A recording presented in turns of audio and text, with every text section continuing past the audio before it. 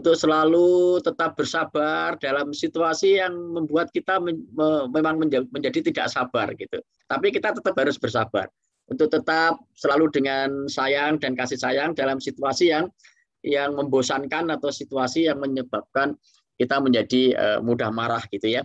Ini yang harus saya ingatkan kepada Bapak Ibu guru semuanya, karena kita memiliki tanggung jawab yang berat dan di tangan Bapak Ibu ini akan memiliki dampak ya.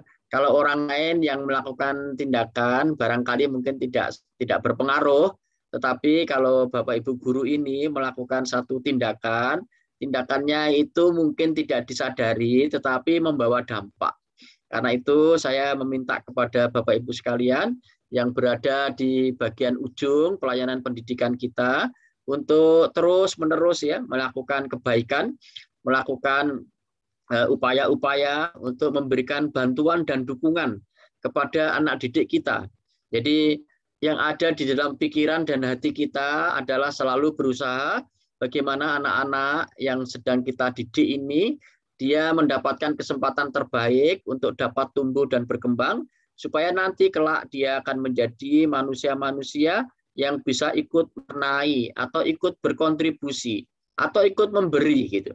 Saya ingin mengajak supaya kita melatih kepada anak-anak kita untuk memiliki tradisi memberi ya, tradisi berkontribusi, tradisi memberikan sumbangan, tradisi memberi nilai tambah, tradisi untuk ikut urun ya.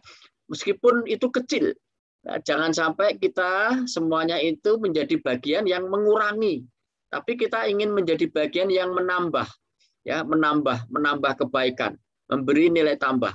Jadi ini yang harus kita dorong kepada anak-anak didik kita, tidak selalu materi, barangkali mungkin sekedar 1 atau 2 senyuman itu bagian dari ikut mewarnai keindahan ya.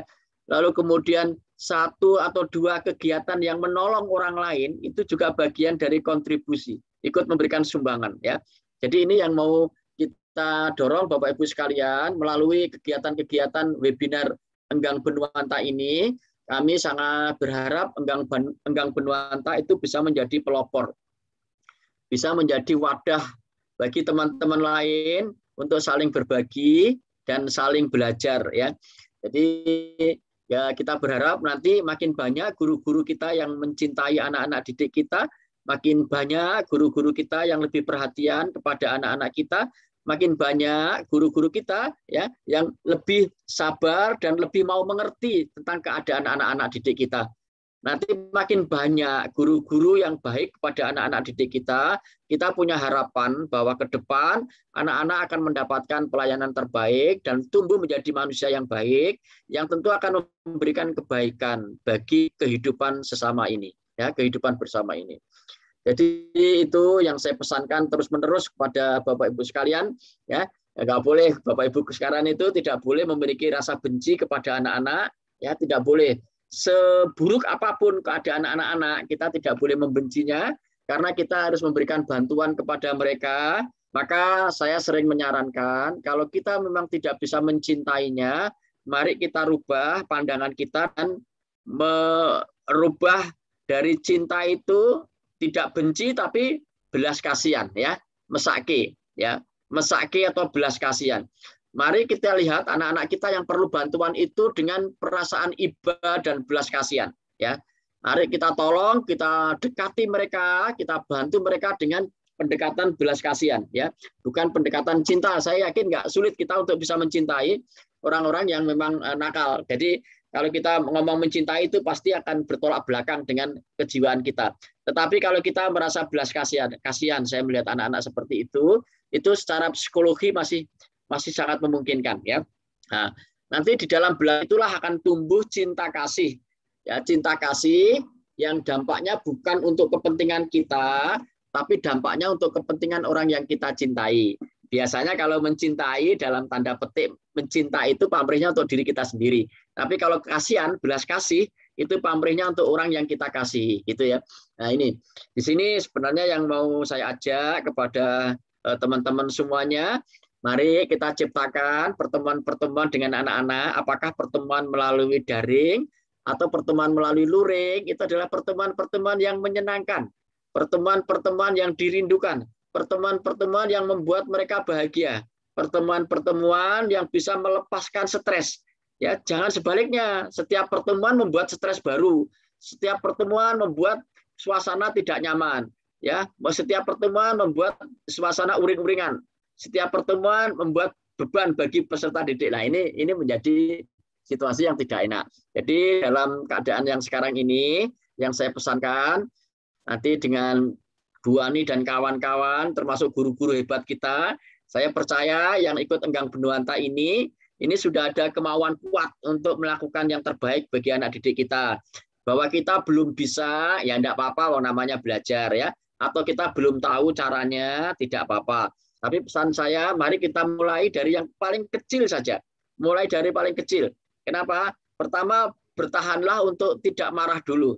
Belajarlah untuk tidak marah. Ketika melihat sesuatu yang kemudian sesuatu itu tidak kita kehendaki, saya hanya memohon kepada Bapak Ibu untuk merubah bagian wajah kita tersenyum. Tersenyum dulu, ya, tersenyum. Ya, jangan langsung reaktif. Jangan kita reaktif melihat orang marah, jangan. Ya, tersenyumlah dulu, ya. Tersenyumlah dulu karena dengan tersenyum itu setidaknya bisa memperbaiki situasi. Paling enggak situasi diri kita sendiri, ya. Situasi diri kita sendiri secara kejiwaan kita akan lebih tenang.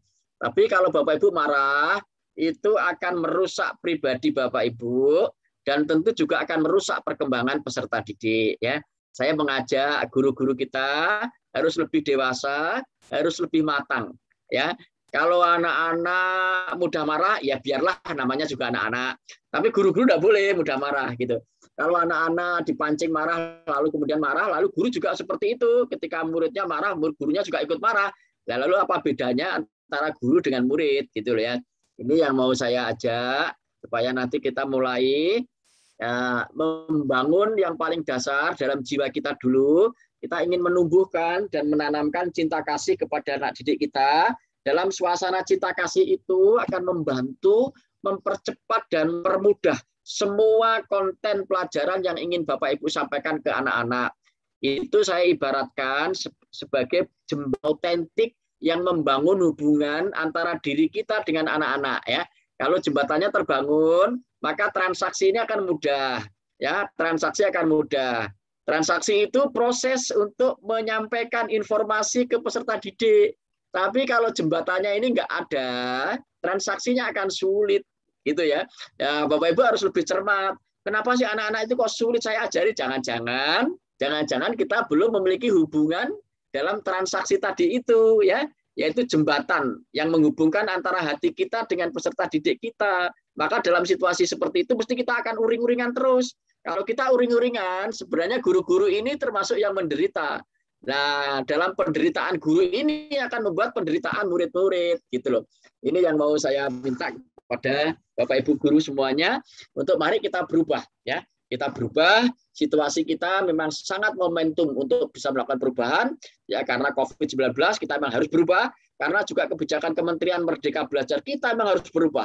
Dan memang itulah yang seharusnya kita lakukan ya. Yang itu yang harus kita lakukan, bahwa guru harus lebih mencintai anak-anak, lebih mengerti anak-anak, lebih perhatian anak-anak. Dan kitalah yang harus menyesuaikan pada anak-anak, bukan anak-anak yang menyesuaikan kepada kita, karena kita akan menjadi sumber bagi mereka. Ya, kita akan menjadi bantuan bagi mereka. Saya kira itu yang dapat saya sampaikan. Mohon maaf atas segala kekurangan. Sekali lagi, saya menyampaikan terima kasih yang setulus-tulusnya. Saya memiliki kepercayaan ke depan Kaltara akan jauh lebih baik karena banyak guru-guru kita yang sudah menjadi lebih baik.